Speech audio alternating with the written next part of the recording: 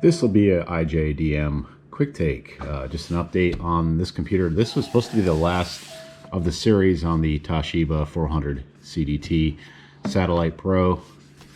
I did get the drive that I wanted, and I have pre-tested it, but just for video's sake, I decided I would show you how this whole thing goes. Well, this is the external case they give you with the cord, and you simply just pop it out and push that thing in, and it should just kind of slide out, but it's not as easy as it looks. Oh, there we go. All right. Oh, come on. Man, that thing just doesn't want to slide out of there. Usually it should be a lot easier than that. May have to check the connectors or whatever. So there is the floppy drive module. It's got a little yellowing on it, and I'll get back to that floppy drive soon enough. Underneath this, and you can see the CD-ROM is right here. And I'm going to pop that out. I'm not a big fan of CD-ROMs, as you've noticed in my videos. I don't tend to get rid of this unit because it is in good condition as far as I can see.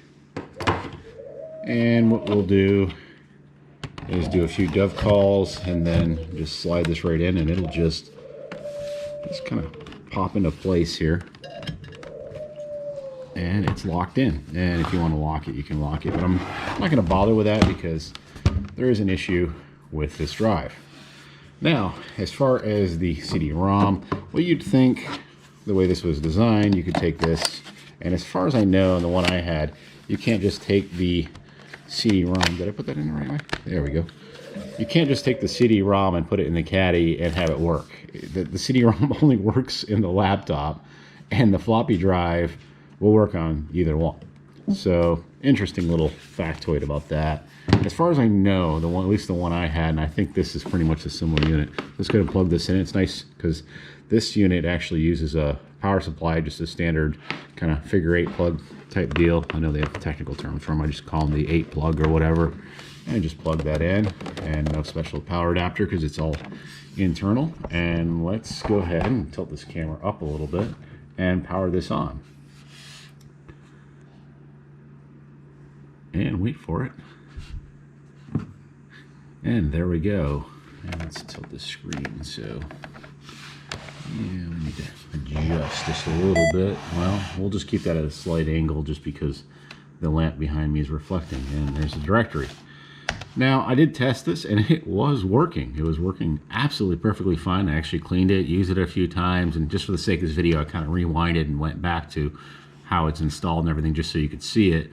However, the issue with this is interesting. So we'll just take this disc here and put it in there, and I'm going to hit A. Well, fail. Not reading. Retry. Fail. Nothing. Which is funny because it was actually making a totally different noise. See, now it is trying to read.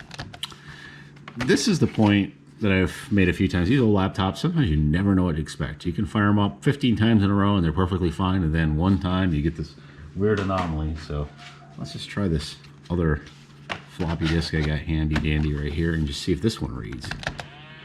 Ah, that's what I was looking for. Not sure if you can hear that in the microphone. I did not know what that was at first, and I did some searching on the internet and did find that it said that it's something about a belt in that drive that goes bad. And I did take it apart and try to clean it up a little bit, figured maybe something was stuck, but yeah, that sounds like a motor spinning and definitely a belt issue. Like the motor's just going with no type of resistance whatsoever. I mean, if I'm judging my eardrums right, and my eardrums are getting older as I age, of course. So yeah, for now, this it does not have an operational floppy drive. If anybody knows how to fix these drives, yeah, pass me along some comments or information on how to repair them. I did read somewhere somebody said, well, their floppy drive is making a similar noise in their Toshiba, and somebody said good luck replacing the belt on it. So that doesn't look good. But overall, this laptop is pretty much complete. I got my games on here. I got everything I wanted. I got it set up the way I want. Screen is brilliant, and so far it's working really well. Only argument is I just wish I had a working floppy drive. I don't use them that often, but it is just nice having it there for the nostalgia effect. And you know, if I do decide to delve back into CD-ROMs, which I'm honestly probably not going to, considering, you know, the alternatives of burning them and all the other alternatives, that I could actually just use one of these, which is usually what I use.